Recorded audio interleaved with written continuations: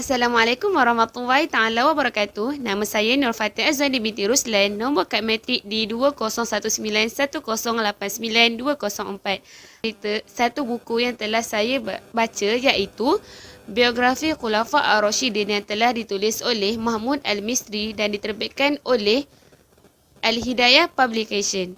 Buku ini mengandungi 339 muka surat dan buku ini menceritakan keempat-empat Khulafa Ar-Rasyidin iaitu Abu Bakar As-Siddiq, Umar bin Al-Khattab, Uthman bin Affan dan Ali bin Abi Talib.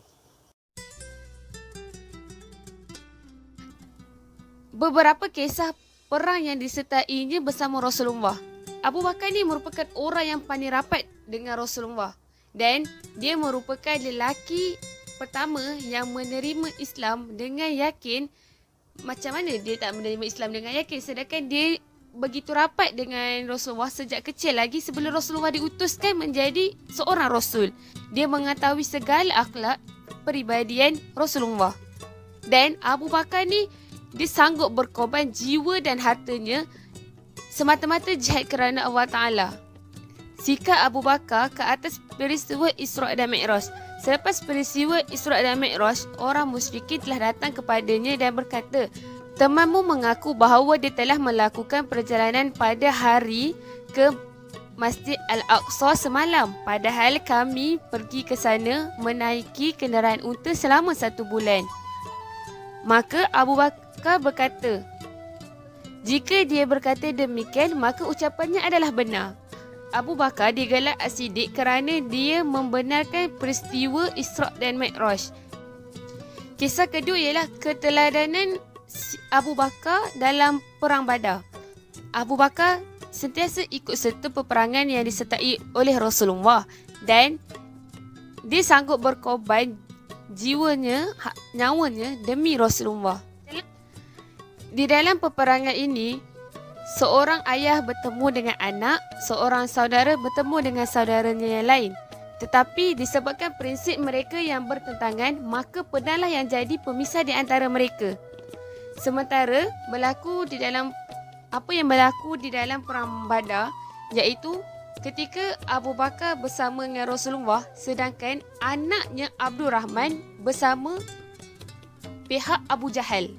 Ini terbuktilah sikap seorang Saidina Abu Bakar yang taat setia kepada Rasulullah.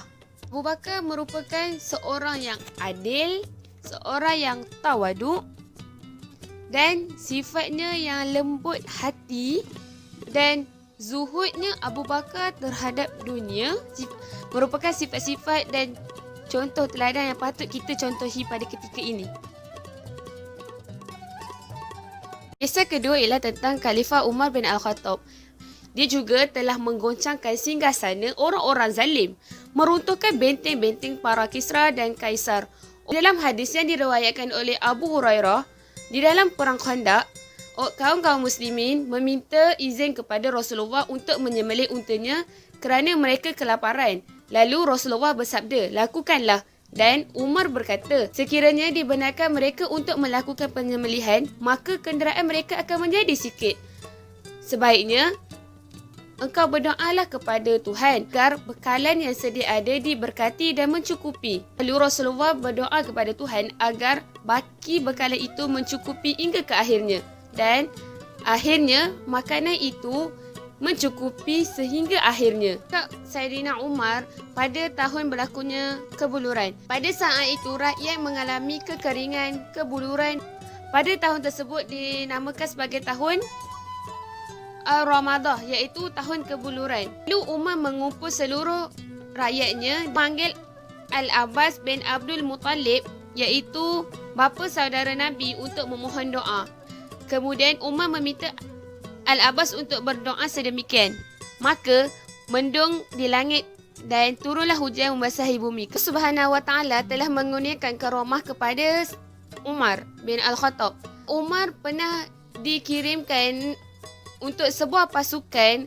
Ketika Umar sedang menyampaikan khutbah, tiba-tiba dia menjerit, "Wahai Sariyah, naiklah ke atas gunung sebanyak 3 kali." Setelah itu, utusan daripada pasukan itu tiba. Umar bertanya kepadanya. Maka dia berkata, "Wahai Amirul Mukmin, kami kalah. Pada saat itu, kami mendengar satu seruan. Akhirnya Allah mengalahkan mereka." Seorang berkata kepada Umar, "Engkaulah yang menyeru sedemikian." Ini berkata, kisah ini benar. Ini adalah karamah yang telah dikurniakan oleh Allah untuk Umar menyelamatkan pasukan itu selepas hidupnya panjang dengan penuh ketaatan, penuh pengorbanan. Lalu dia memohon kepada Allah dikurniakan syahadah, iaitu mati syahid ke atasnya. Makamkan di sebelahan dua sahabatnya, iaitu Rasulullah dan Saidina Abu Bakar As-Siddiq. Kisah yang ketiga ialah Uthman bin Affan radhiyallahu. Uthman bin Affan ialah seorang yang digelar sebagai Zu An-Nurain, iaitu pemilik dua cahaya. Semasa zaman jahiliah, dia tidak pernah bersujud kepada berhala dan melakukan perbuatan keji. Dia tidak pernah menzalimi sesiapa pun. Ibu saudaranya telah menyampaikan satu kabar berita, iaitu bahawa seorang Nabi akan muncul. Nabi ini akan membatalkan penyembahan kepada berhala dan menyeru seluruh umat beribadah dan bertakwa kepada Allah, dan juga merupakan penggali sumur Raumah, kerana pada ketika itu kaum muslimin kekurangan air yang merupakan keperluan asas untuk mereka. Baginda bersabda, "Barang siapa menggali sumur Raumah, maka dia memperolehi syurga." Maka Uthman bin Affan, pelopor dari segala kebaikan, menggali sehingga dia memperolehi pahala siapa yang minum air dan mengambil uduk. Uthman bin Affan sentiasa membantu setiap kali muslimin dalam keadaan yang memerlukan. Terdapat pelbagai iktibar dan pengajaran yang kita dapat ambil daripada keempat-empat kisah Khulafa' Ar-Rasyidin ini, sebagaimana kehebatan mereka memperjuangkan agama Islam dan membantu Nabi Muhammad memperjuangkan agama Islam ini. Jadi, setakat itu saja penceritaan saya pada hari ini.